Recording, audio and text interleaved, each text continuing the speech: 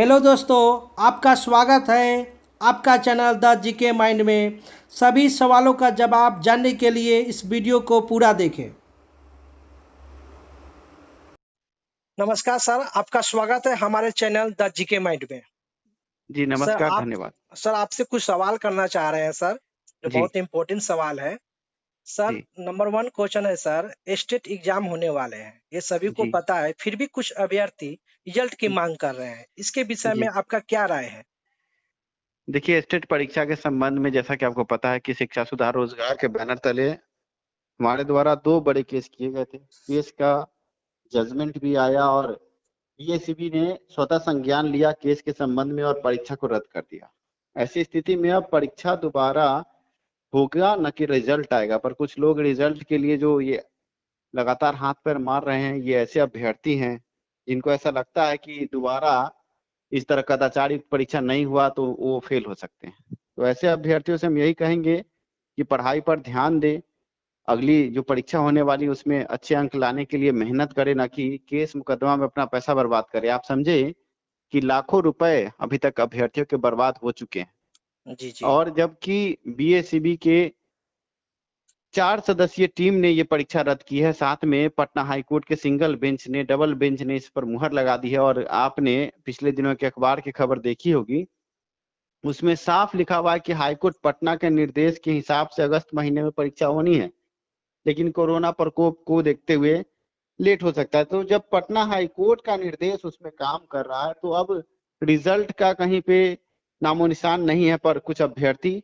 जो कदाचार युक्त रिजल्ट चाहते हैं, वो लगातार इस संबंध में आगे बढ़ रहे हैं। पर जहां तक हम देख रहे हैं, अभ्यर्थियों का पैसा डूब रहा है। कुछ चंदा चोरों की वजह से इन अभ्यर्थियों का पैसा डूबा है। कुछ लोग हैं ऐसे जो इन अभ्यर्थियों को बहला फुसला कर इनसे पैसा ठग कर झूठ मूठ का केस मुकदमा में पैसा लगा रहे हैं, जो कि सरासर गलत है। जी जी। जी। सर और नेक्स्ट एक सवाल है सर, छठे नियोजन में दिसंबर अभ्यर्थी का सर कितना परसेंट चांस है? इसमें हम लोग को क्या उम्मीद है? पूर्णतः 100% चांस हम मानते हैं, क्योंकि जिस तरह के मापदंड शिक्षा विभाग ने बहाली प्रक्रिया में अपनाए हैं, 4 से 5 बार खुद शिक्षा के जो निदेशक हैं या अन्य उच्च अधिकारी, उनके सहमति से नियोजन प्रक्रिया में कई बार बदलाव हुए हैं। इन बदलाव को देखते हुए आप समझे कि जब शिक्षा के निदेशक या अन्य उच्च अधिकारी खुद अपने फायदे के लिए, अपने सहूलियत के लिए बार बार नियोजन के शेड्यूल को बदलते हैं, तब उन्हें दिक्कत नहीं होती। और जब दिसंबर सीटेट अभ्यर्थियों का जब मुद्दा आता है, तब तरह तरह के बहाने नजर आते हैं। और जिस तरह का वक्तव्य उन्होंने हाईकोर्ट पटना में रखा है, हमें नहीं लगता है कि सरकार और शिक्षा विभाग इस केस में जीत पाएगी। दिसंबर सीटेट 2019 अभ्यर्थियों का पूर्णतः इसमें जीत सुनिश्चित है। हम आपको बता दें कि पटना हाईकोर्ट में जीत तो उसी दिन हमें नजर आ गई थी, जब पटना हाईकोर्ट में हमारे वकील के द्वारा ये वक्तव्य रखा गया कि 8/6/2020 के हिसाब से सभी अभ्यर्थी एलिजिबल है, सबको आवेदन करने का मौका दिया जाना चाहिए, और पटना हाईकोर्ट ने उस पर मुहर लगा दी। अब शिक्षा विभाग ने भी उस पर एक लेटर जारी किया था। आगे अभ्यर्थी पहुंचे हैं नियोजन इकाई में, पर आवेदन नहीं करने दिया गया, क्योंकि शिक्षा विभाग की मंशा कहीं से भी साफ नजर नहीं आती है। शिक्षा विभाग को आत्मचिंतन करना चाहिए, उच्च अधिकारियों को, मुख्यमंत्री को और शिक्षा के मंत्री को भी आत्मचिंतन करना चाहिए कि जब अभ्यर्थी डिग्री पा चुके हैं और सभी क्राइटेरिया को फुलफिल कर रहे हैं, तो इनको रोकने का कोई औचित्य नहीं है। ऐसे में हमने ये भी सुना है कि कुछ लोग इंटरवेनर के नाम पर भी पैसा और चंदा उगाही कर रहे हैं। केस में इंटरवेनर अगर ये बनते भी हैं, तो इन्हें बोलने का मौका तक नहीं दिया जाएगा, और पहली ही सुनवाई में हमारी जीत सुनिश्चित है। इसलिए सीटेट दिसंबर उत्तीर्ण अभ्यर्थी घबराए नहीं। सीटेट दिसंबर उत्तीर्ण अभ्यर्थियों को एक काम करना चाहिए कि अपने केस को मजबूत करने के लिए आगे आना चाहिए। हमारी संख्या 20,000 कहने को है, तो हम आपको बता दें कि मात्र 2 से 300 अभ्यर्थी ही हमारे साथ जुड़े हुए हैं, और वो भी सक्रिय रूप से नहीं हैं। तो हम अभ्यर्थियों से यही कहेंगे कि शिक्षा सुधार रोजगार ने आपको एक रास्ता बताया है, पर इस रास्ते पर चलना आपको है। अभ्यर्थियों को आगे आना चाहिए और शिक्षा सुधार रोजगार के हाथ को मजबूत करना चाहिए। कुछ अभ्यर्थी जो छूट गए हैं केस में जुड़ने से, उनके लिए एक हम सब पटिशन दायर कर रहे हैं, जिसमें अभ्यर्थियों को जोड़ा जा रहा है। अगर कोई अभ्यर्थी केस में अभी भी जुड़ना चाहता है, तो वो जुड़ सकता है, क्योंकि कुछ अभ्यर्थियों ने हमें फोन कॉल करके ये कहा कि सर 34,500 शिक्षकों की बहाली में सिर्फ जो हाईकोर्ट पटना में पटिशनर थे केस में, उन्हीं को मिला है। तो ऐसे में उन अभ्यर्थियों को सोचना चाहिए जो अभी तक नहीं जुड़े हैं वो जुड़ जाएं। कहीं आगे चल के सिर्फ केस में जुड़े पटिशनर को ही मौका मिला तो उन अभ्यर्थियों का सुपरा साफ हो सकता है और अभ्यर्थी कहीं के नहीं रहेंगे। ऐसे में अभ्यर्थियों से निवेदन है कि वो केस में जुड़ जाएं।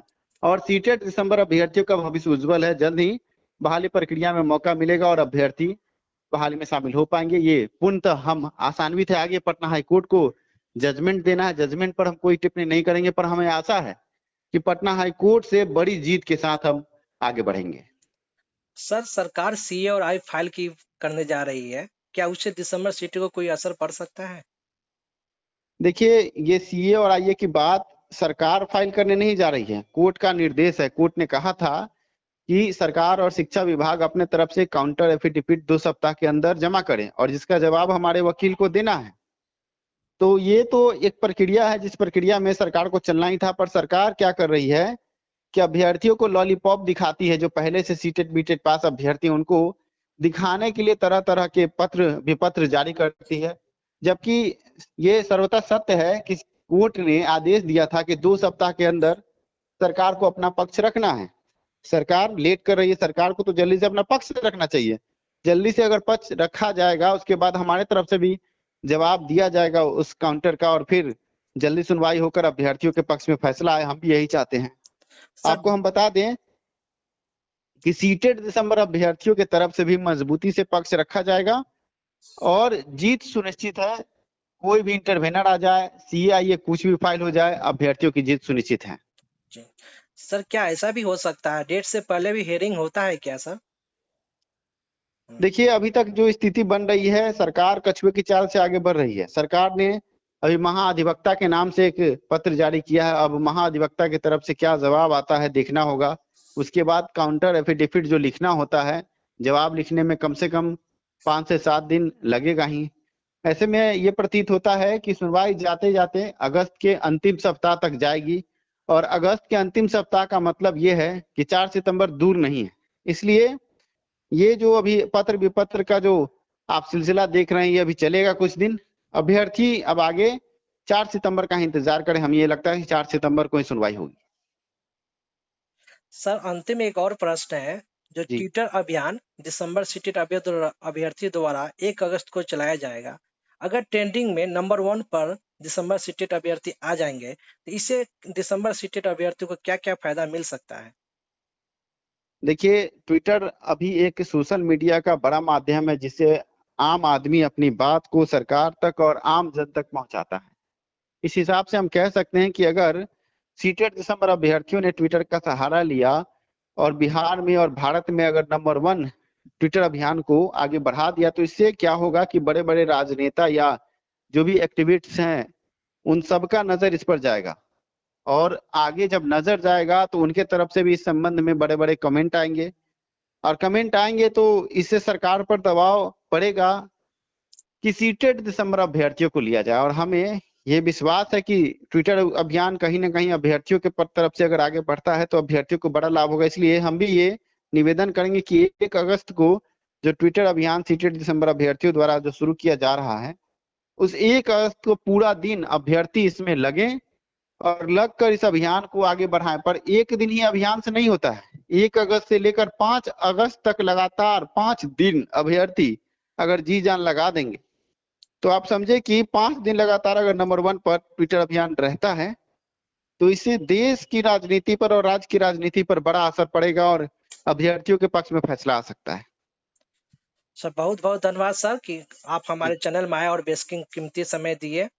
जी धन्यवाद सर आपका भी कि आपने जीके माइंड चैनल पर हमें फिर से मौका दिया। हम अभ्यर्थियों से भी निवेदन करेंगे कि लखेंद्र सर जिस तरह बड़े काम कर रहे हैं और अभ्यर्थियों की बात आगे बढ़ा रहे हैं और शिक्षा सुधार रोजगार की बात को अभ्यर्थियों तक पहुंचा रहे हैं, हम ये आशा करते हैं कि अभ्यर्थी इस चैनल को सब्सक्राइब जरूर करेंगे आगे की जानकारी के लिए। धन्यवाद सर।